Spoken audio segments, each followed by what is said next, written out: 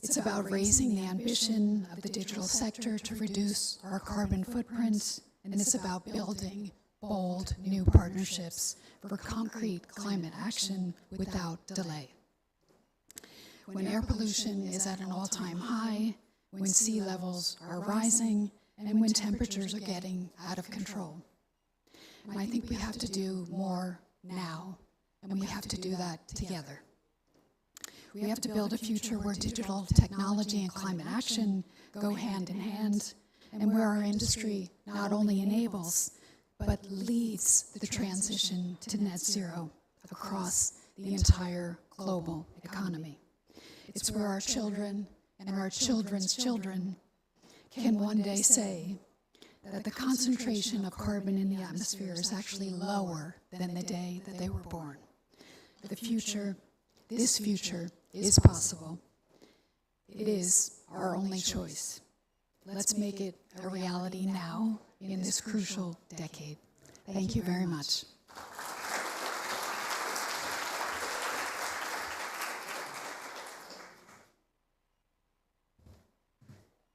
Thank you very much, Secretary General. I would now like to invite to the floor Mr. Luis Neves, the CEO of the Global Environmental Sustainability Initiative, who will have a conversation with the CEO and President of NEC, Morita San. The stage is yours.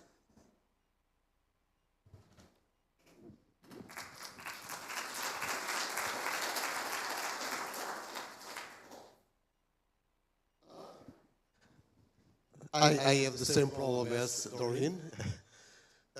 Good morning, everybody. Thank you so much for joining us today. And we are very proud to be here to the launch of the coalition, the Green Digital Action Coalition. This is a very special moment because digital has not been at COP meetings. And I think this is the beginning of a journey that we need to continue, because digital will be fundamental to address climate change. We do believe that our technologies will be key to combat climate emissions. And I'm very proud to be here together with Morita-san, the CEO and President of NEC. And NEC is an important partner of this coalition as well, together with Jesse. And I hope that we can work together to drive action through deploying enabling technologies to address climate change. So Morita-san, thank you so much for joining us today. And I would like to ask you two questions. The first is, can you share your perspective about NEC's technology enabling stakeholders to collaborate on the climate change crisis? Thank you. And good morning, everyone. And I'm very honored to be here and speaking with Luis about possibility of technologies and to explore our futures. And as just I heard and from the speech, opening remarks, and technology is there, right? And the only thing we should do is to take action. And I think right now, and we recognize the power of technology, especially that is the visualization and also the simulations. And probably everybody talked about digital twin. But I think that is now very handy and technology which we could take advantage of. There are three contributors to this reality. One is, of course, availability of vast computing power at reasonable cost. That is one. And also, it's driven by power of AI. Everybody talking about generative AI and advancement of AI. And yesterday we talked about adapting agent model and to the optimizing supply chain of Excellent by using help from Jesse and also NEC technology. So I think that is the most key part of technology today, which is contributing to like solving these current issues. And second, I think we know now the physical world sensing technology is advanced very much. From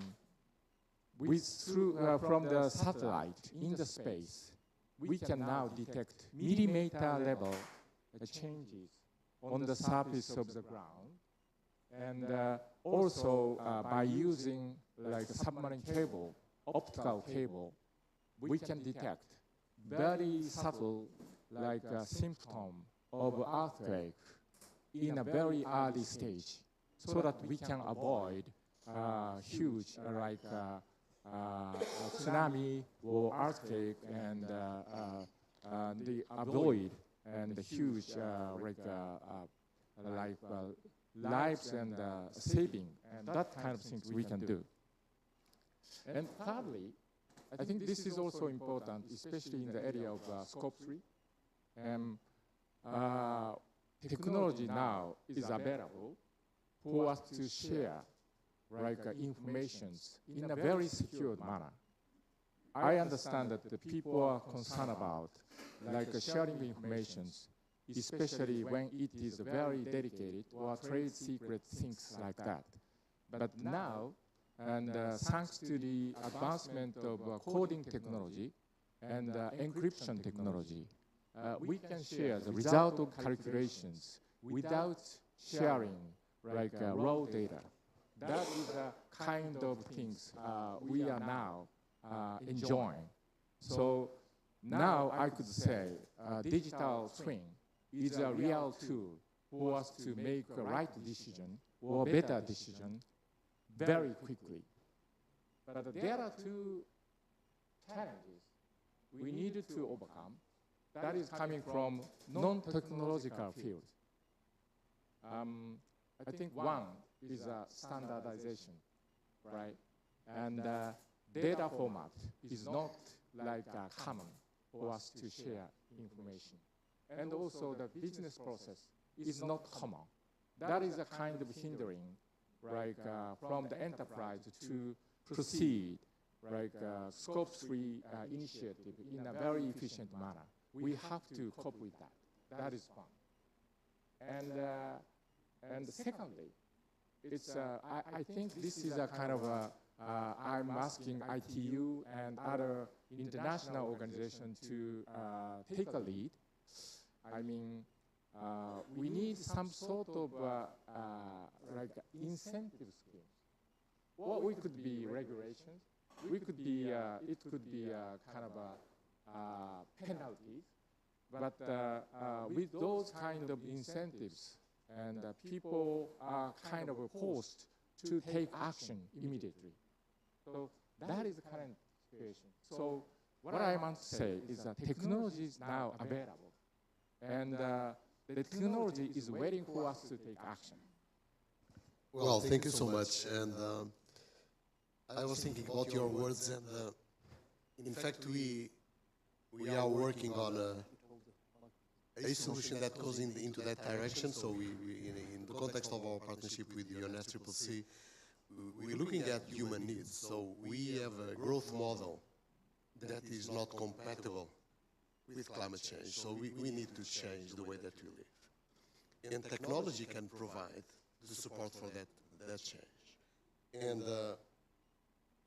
if we manage to use technology better, develop new innovations, new solutions, we might be able, I think, we hopefully will be able, through the use of technology, really to accelerate the reduction of carbon emissions. And we are deeply convinced that, as Jesse, that digital needs to be at the center of the climate conversation, but we are not.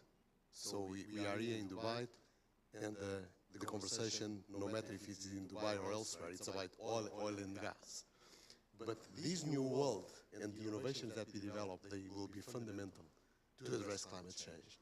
So how do you see this from an NEC perspective? So how NEC and your team, your big company, how are you tackling, what kind of opportunities do you see moving forward? so that technology can ensure human needs and ensure a better life and a sustainable planet for all of us. I'm sensing that the current discussion is rather focusing on mitigation field. And I see adaptation is a kind of unexplored land, and we should be more paying attention to. And when I'm looking at some statistics, and last 50 years, right, natural disasters has increased fivefold, and its economic damage increased sevenfold. And also, it's like a contribution to global green gas emissions is more than 10%. It's surprising. And partly because by the cleaning up some kind of damages and also reconstructions. So I think adaptation is not only contributing to healthier economic growth and saving people's lives, but also it is contributing significantly to reducing the green gas emissions. So, and unfortunately, fortunately, NEC was born in Japan, and Japan is very prone to natural disasters. We are suffering from a lot of the natural disasters over the history, and we NEC knew, and we developed broad range of coping with these kind of disasters. And we are helping municipalities and cities in Japan, as well as the Indonesia and Brazil and those countries to cope with these challenges. And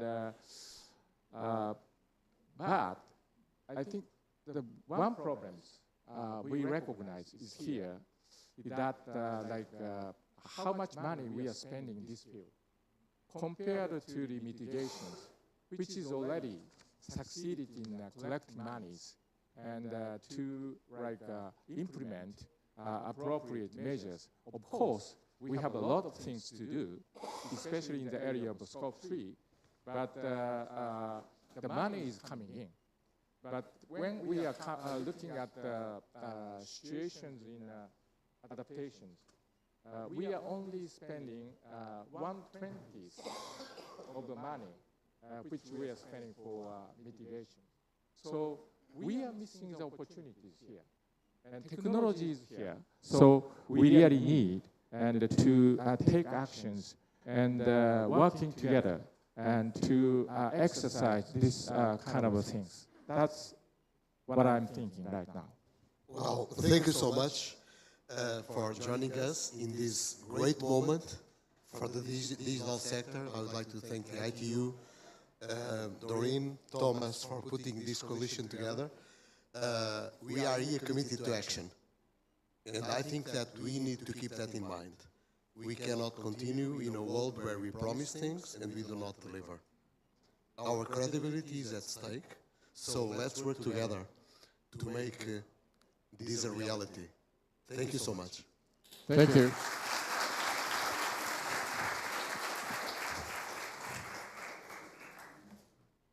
Thank you very much.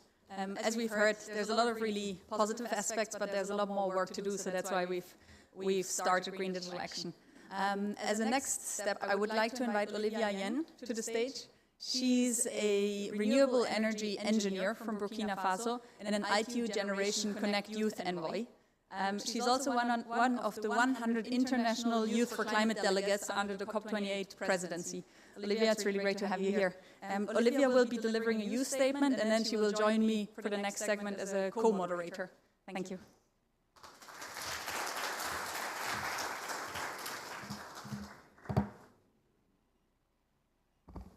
Ladies and gentlemen, distinguished guests, it is an honor for me to stand here in front of you to deliver a youth statement on behalf of the youth regarding the Green Digital Action. We are in critical moments as we all know, in the fight against climate change. According to the IPCC, this decade we are in is very crucial if we want to make impact, if we want to achieve the Paris Agreement goal, which is limiting the global temperature rise to 1.5 degrees Celsius by 2030. Actions need to be taken now, and all sectors must be involved in the fight. Green digital action is one of the great initiatives of the ICT sectors to help achieve the climate goals. It is good that we are all here. I wish this kind of action to have been undertaken earlier, some decades ago, so that our dear planet did not have to suffer as it is currently the case. However, as it is said in my culture, it is never too late to perform better. If you are all here, that means that you care about climate, you care about youth, and we youth are telling you thank you. Thank you to think about the future, thank you to think about us. The youth wants to be involved in the process. The youth wants to be involved in the green digital action because we have energy, we have time, we have good ideas, and we want to share it with you. Climate change directly affects us because we are the ones that are going to live for the next years. So thank you for this initiative of ITU. Thank you, everyone, and I wish you a successful digital action.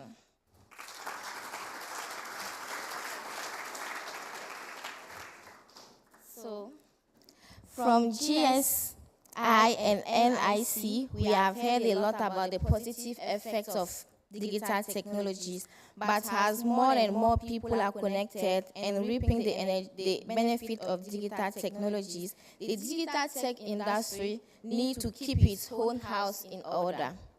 Green digital action puts in a big focus on this, and this is the next segment we will hear from for more about how green digital action pillars have progressed over the last month.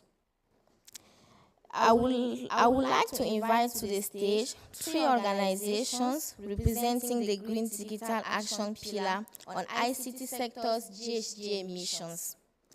The first person I'm going to call is the Vice President for Infrastructure at the World Bank, Mr. Guanchi Chen. Yeah, thank you. The next person is the Vice President Environment at the Orange Group, Mr. Philippe Tuzolino. And then I'm going to call on stage Nokia's Chief Corporate Affairs Officer, Mrs. Melissa Schweb.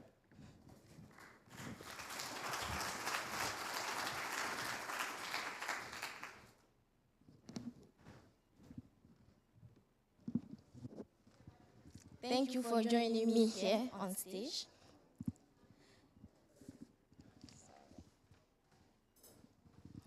These 3 organizations are representing a wider group of private and public entities that have played an active role in shaping the ICT sector GHG emissions pillar of green digital action. I'm going to start the question by asking to Mrs. Melissa. To set the context of our discussion on the ICT sector GHG emissions, can you tell us why it is important for ICT sector to pay attention to its own emissions? Hello, it's good to meet everybody. And I'd like to just start by thanking you so much for your comments. They were really lovely and well received, and we hear you. We have to do more, so thank you. So the ICT industry is responsible for about 2 to 2.5% actually of the global emissions, which would surprise perhaps many of you is comparable to the aviation industry. So we have a lot to do. And the science of needing to do more is pretty clear.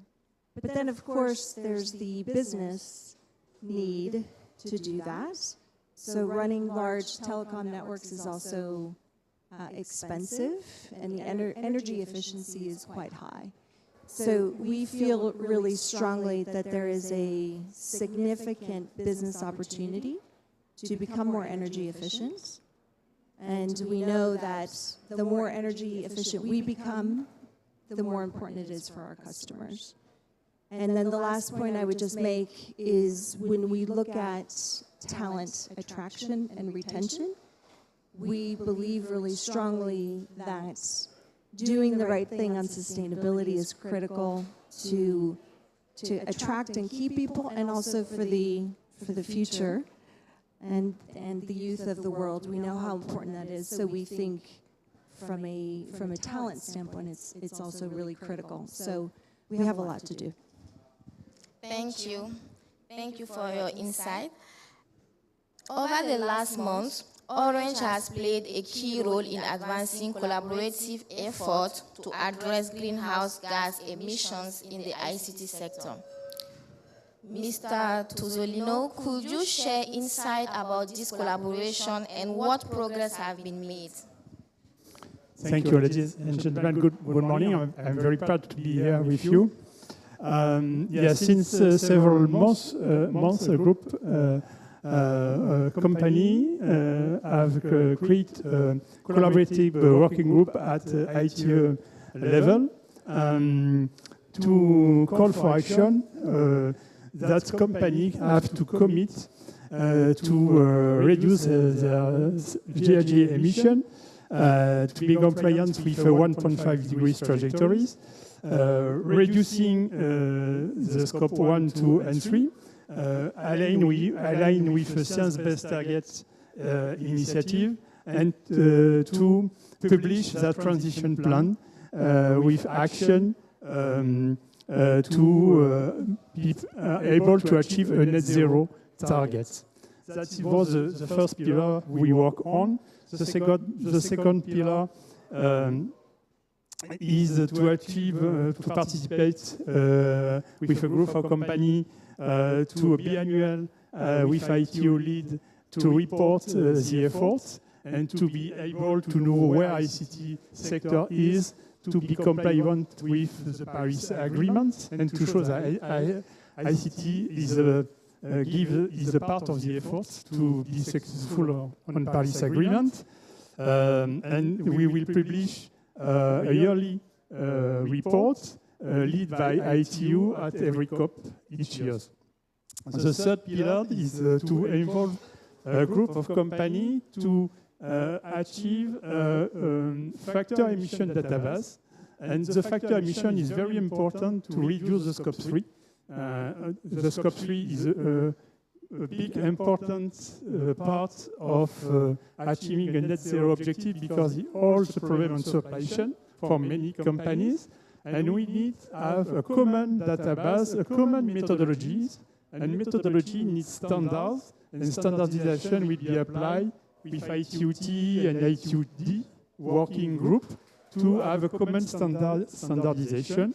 The fourth pillar is to involve industry and Ministry of Energy, ICTs, environmental, to enforce that company have to implement renewable energy in operation.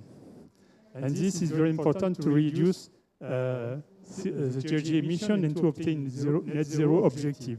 So at the end, this working group fully call all companies to participate to this call for action and this collaborative work with ICT companies.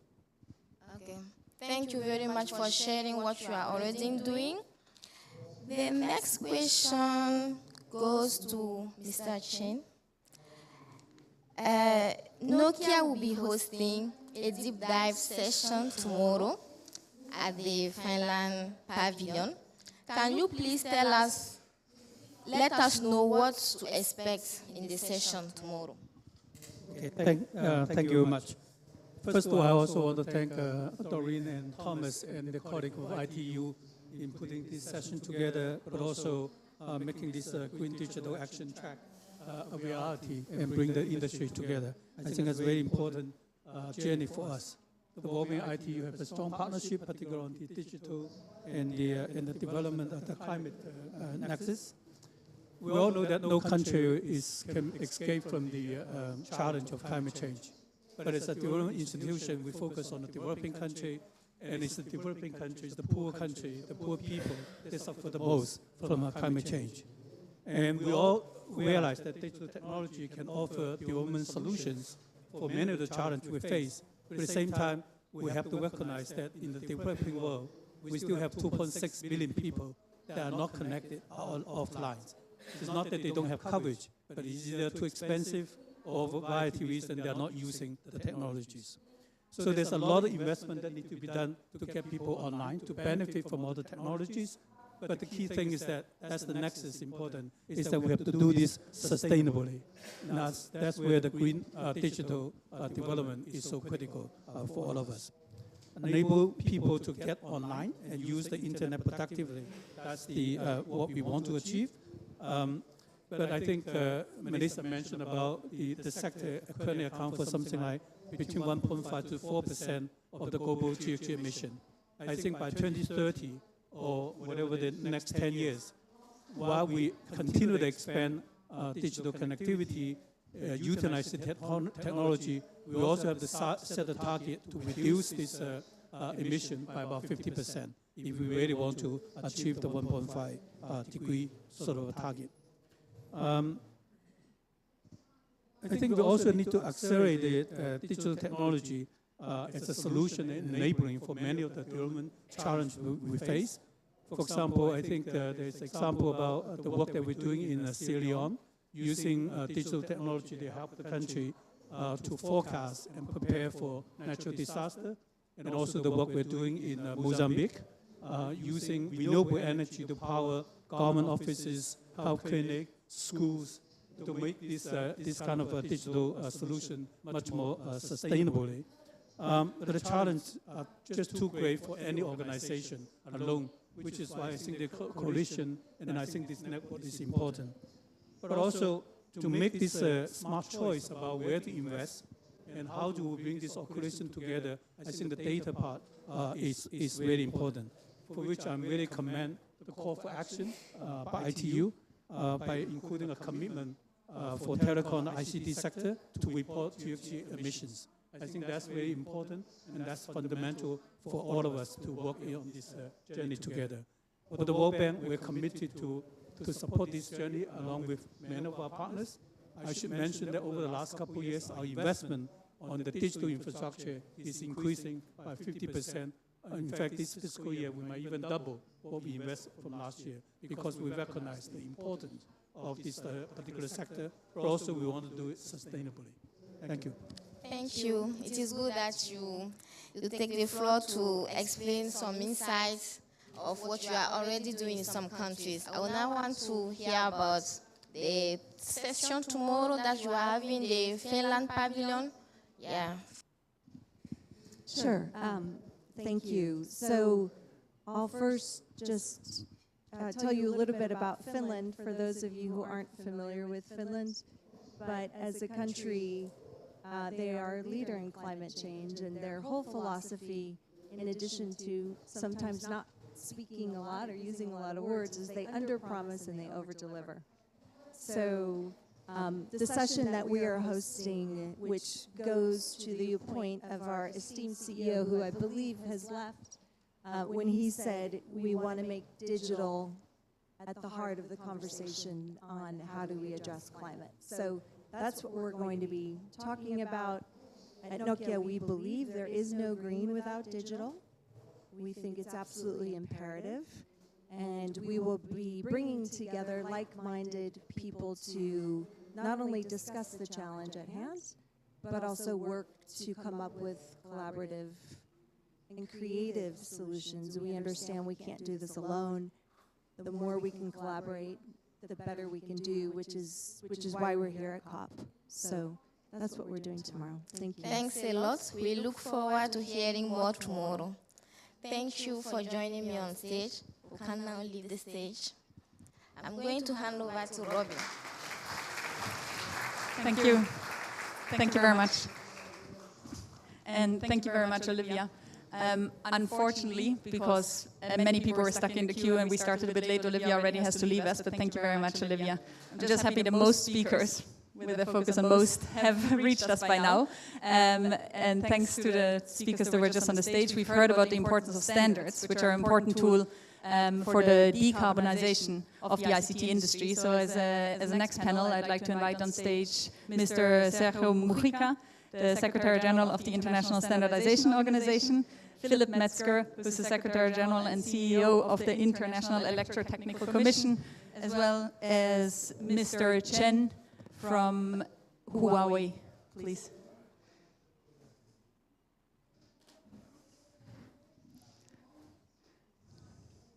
Welcome and hello.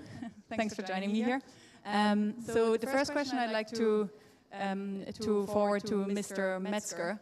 Well, we've already heard about the importance of standards, but can you give, for those that are maybe not that familiar, a brief insight again on what is the role of standards in the fight against climate change? And please just make sure that you're speaking up. Thank you very much. It's great to be here. I would like to thank the ITU in particular for making this possible. This is the first time that we as a World Standards Corporation, ITU, ISO and IC are together in this framework of the COP. And I think to your question, it is absolutely a fundamental role that standards play. If you look at this from an SDG perspective, all the major, I would say, climate-related opportunities, challenges and opportunities, because they're both at the same time. If you look at access to clean and affordable energy, and of course electricity in the case of the IC, if you look at industry innovation, but also if you look at quality infrastructure, standards play an essential role. I'm very glad that the Vice President for Infrastructure of the World Bank is here. It's not a coincidence that the World Bank in its tenders leverages the standards of our 3 global standards organizations, which I think demonstrates what the role that plays for infrastructure. And the question, of course, is how these standards are leveraged. And I think fundamentally we have 2, I think, main pillars. The first, of course, is that standards enable and also facilitate, but really fundamentally enable new low-carbon technologies. I mean, that's at the core of our work, of our tens of thousands of experts who work on this every day to make sure that we have new renewable energy sources with new technologies, that we have new smart grids that are really smart, that we have also access low voltage, direct current access, and many examples more. So I think that leveraging the technologies and enabling the technologies is key, and that's the major contribution that standards make. And on the other hand, the other major contribution, of course, is management of the environmental challenges we have. I mean, looking, of course, at my colleague Sergio Mojica from ISO in particular as well. You have many management standards from ISO that can be leveraged. Also, space in IC and of course in ITU, that is the case as well. So that management, these management systems really allow us to also monitor, to measure, and to follow up, that we can mitigate the impacts. And I think that brings me to an additional aspect I wanted to really emphasize, and that is conformity assessment.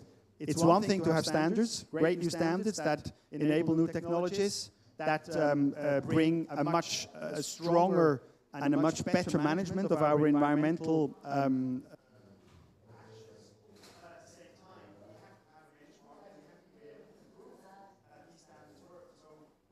assessment plays a key role. The IC itself is running several conformity assessment systems.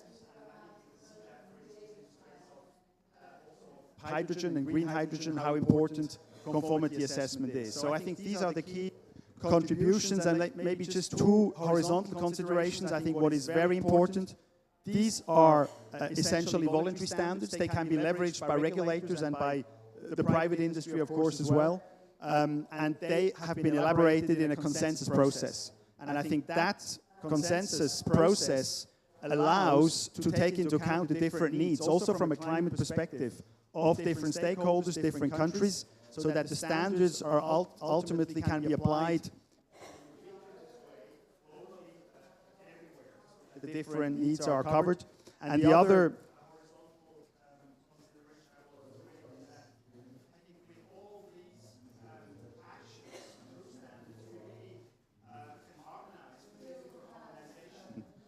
of the environmental requirements and also the performance indicators. And I think that really gives a platform to all the stakeholders, be they public or be they private, a platform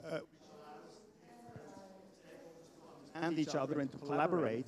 And of course, allows also, especially industry and the private stakeholders, to compete. Because for innovation, we need competition. And I think that's an important driver going forward, also to get to grips with our climate change issues. Thank you very much, Mr. Metzger. You already mentioned that ITU, IEC, and ISO, as the World Standards Corporation, are coming together to COP. Actually, this time with a statement, a joint statement. So, Mr. Mujica, can you give us already a brief insight into the content of the statement? And sorry, we're running out of time a bit, so I'd appreciate if you could keep short. Thank you. I think everybody in this room believes in the power of digital to support our efforts in sustainability and to combat climate change. And we also believe that standards are essential to enable digital transformation and also to scale up our efforts and to accelerate action. So in that context, the three main international organizations that develop standards, IEC, ITU, and ISO, have come together to support digital action. So how will we do this? First of all, with the suite of standards that already exist, that were explained by Philippe, but also with our core values. Because it's not about drafting a standard, it's the process we follow with the rules and values established by the World Trade Organization. So we do it by consensus, in an inclusive manner, in a transparent manner, and giving a voice to developing countries, which is really, really important. So in that statement that will be launched in the Standard Pavilion on the 4th at 11:15, you are all invited to that launch. The three organizations will commit ourselves to support digital action through standards. Thank you very much, and thank you for keeping so short. We've heard a lot about what these three organizations are doing, and we've also heard from Mr. Metzger that the private sector is, of course, key in implementing these standards. So through Green Digital Action, Huawei was key in bringing together a group of companies that really recognize the benefits of adhering to standards. So can you give us an insight into what Huawei has been leading in the context of Green Digital Action? Okay, thank you. Ladies and gentlemen, good morning. My name is Victor Chen. I'm in charge of green transformation in Huawei. It's my great pleasure to be here and give a speech at COP28. Actually, our green transformation proposal is green ICT, ICT for green, and innovation for green. As most of you maybe know, more than 30 years Huawei developed ourselves, and the key element, we already became one of the top 3 telecom infrastructure suppliers in the world. And the key element is innovation. Yeah?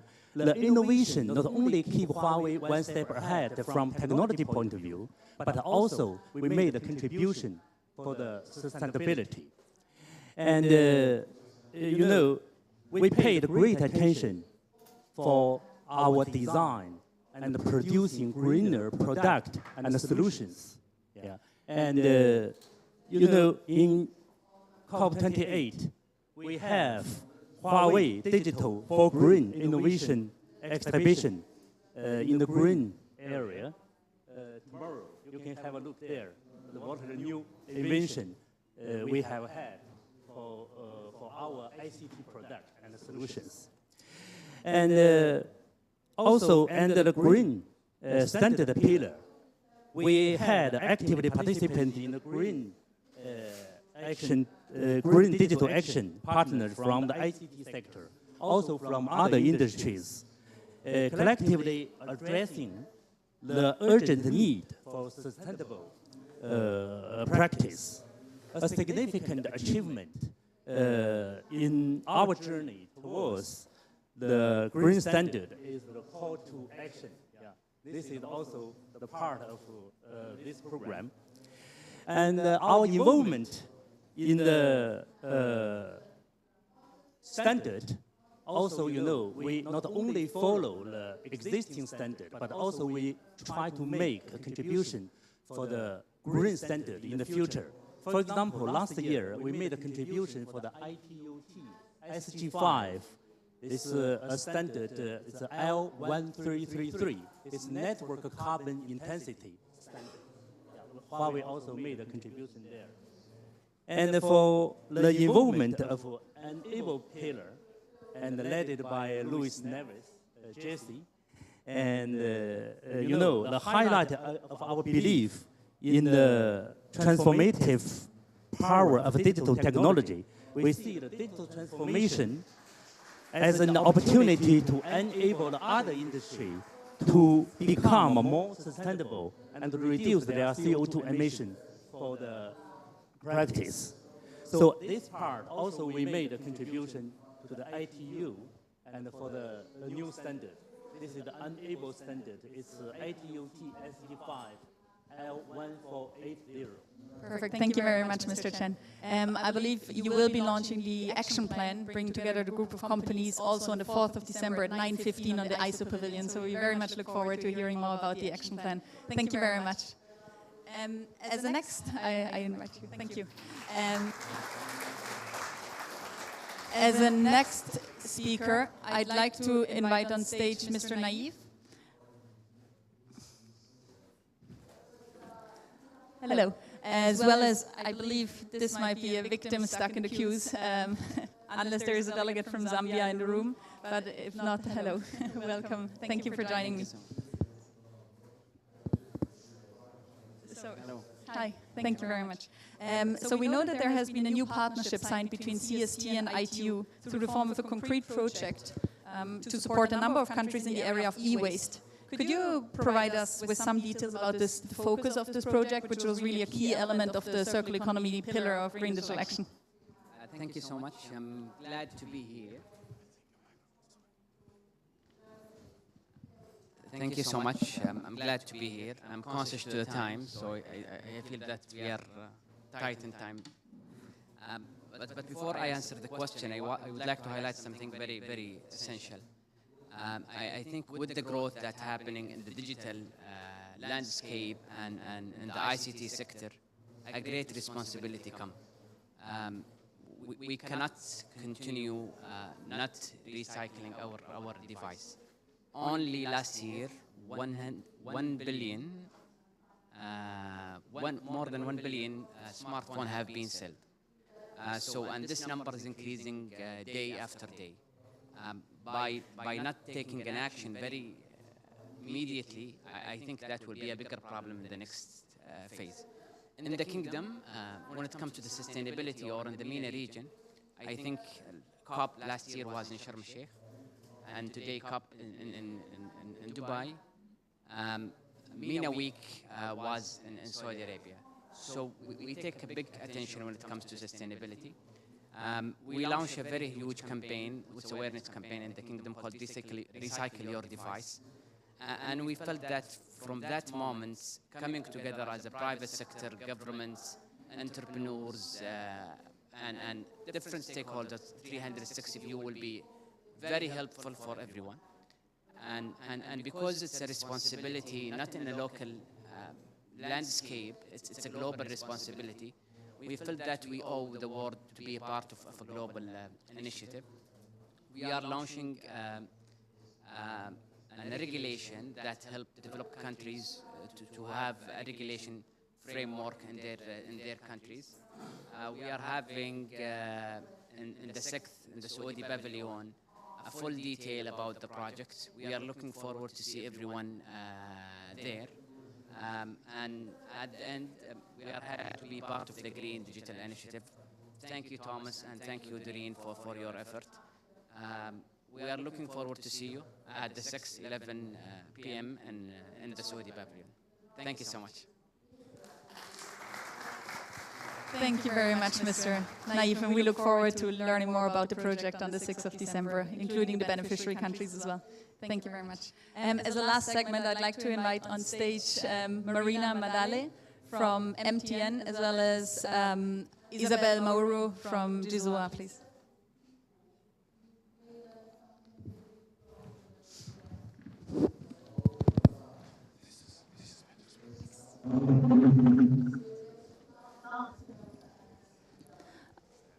I think the clicker is not working, so just imagine you see two women behind me on the screen.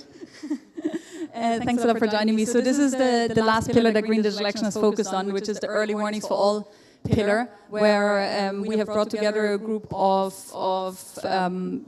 entities that are dedicated to advancing or to reaping the benefits of digital technologies and services in support of the Early Warnings for All initiative, which has the aim that by 2027 all people globally are benefiting from early warning systems. So, Marina, I'd first like to ask you the question. What are key opportunities of using mobile networks and services for early warning systems? And can you tell us more about the mobile industry pledge that GSMA will launch this week and how it will benefit countries and people at risk? Thank you. Thank you very much. I think, firstly, we need to understand the situation a little bit better, and then I'll tell you a little bit more about the pledge.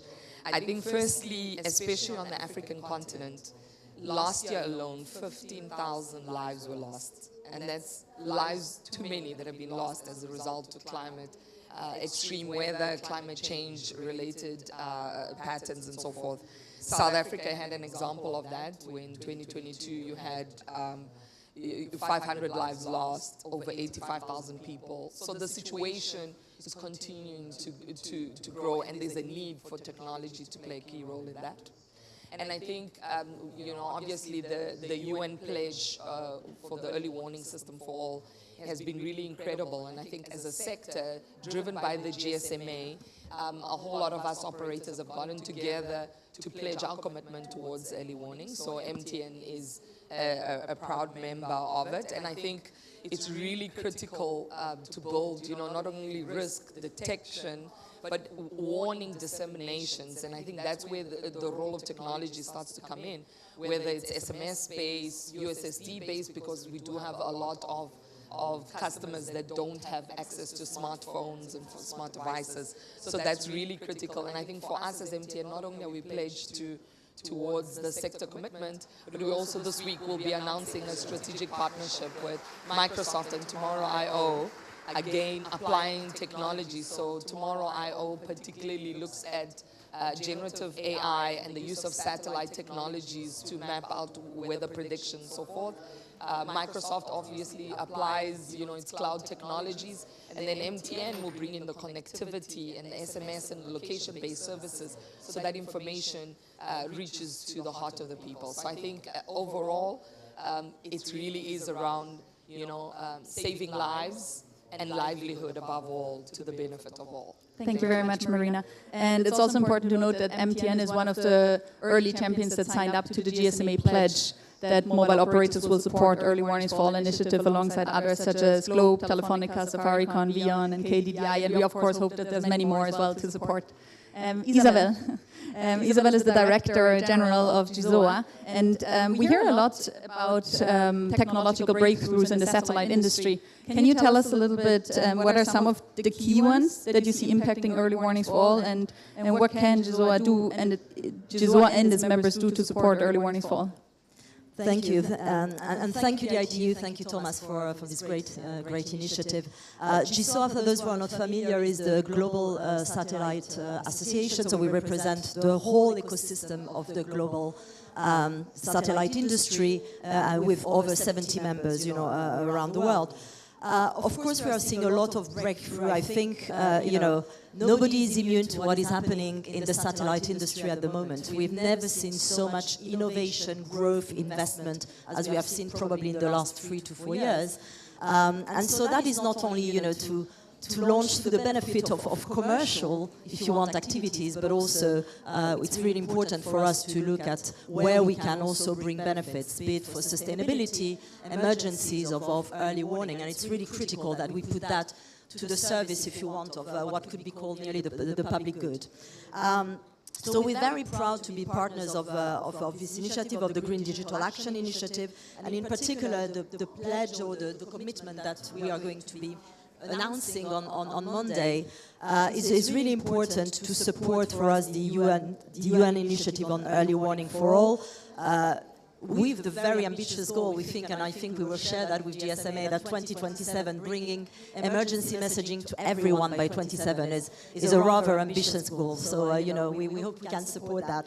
I think one thing to remember, you were saying about technology, even when you don't talk just about the technology, is that satellites are really covering 99% of the world's geography. And that is really a very powerful tool that satellites have in their hands, because they play a critical life-saving role in messaging. And the reason is because we can reach really any location, any geography, and any situation. The second thing is that satellite can also provide services in disaster situations where no other services is longer operable. And that is, we've seen it sadly so many times this year in Turkey, in Afghanistan, in so many places where, really the services have been life-saving because no other technology could be there. So we really have an experience in the satellite industry, a long-standing experience in emergency messaging. And I think when we look at any new global emergency messaging warning systems, satellite really need to be the critical component of that. And one of the areas that we are looking at that will be critical to our commitment is, of course, satellite direct-to-device. And that really is something that, as a commitment, we want to see what are the opportunities, but also the challenges that we need to address.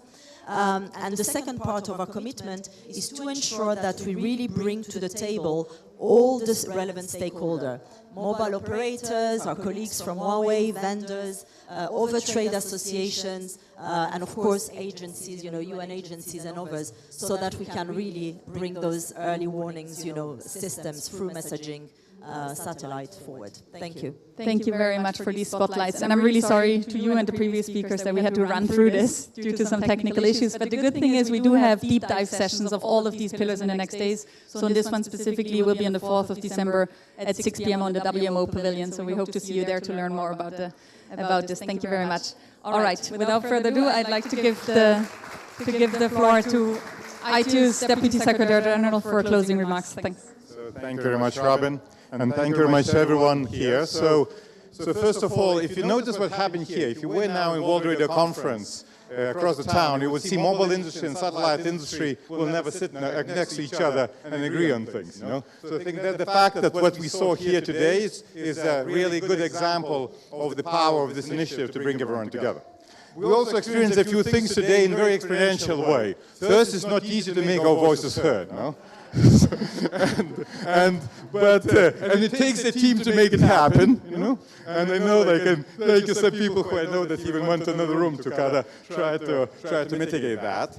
But I think that's really also the power of collective, the power of us coming together is important. And of course, also the last thing, the technology is great when it works, but we can make it work eventually. So really appreciate that here. First of all, also before me not to forget, congratulations to UAE for the National Day. So hope everyone will have a time to also celebrate that today.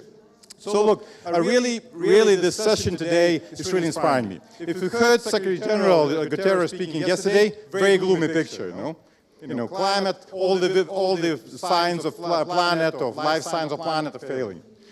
And we need leadership, we need political will, we need commitment to put it back on track, and we need to act now.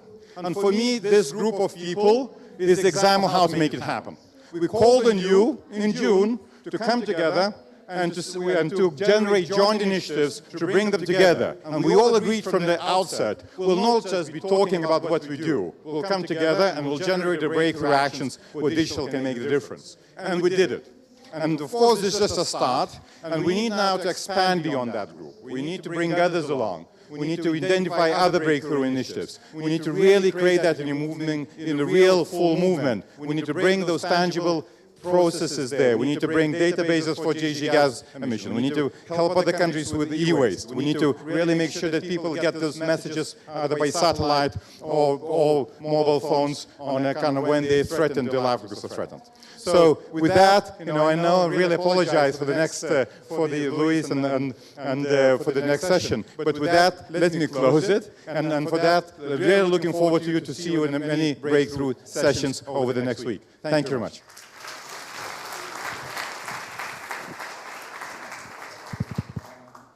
Thank you for a very interesting session this morning. So we'll be starting with our next session now. So before we start the next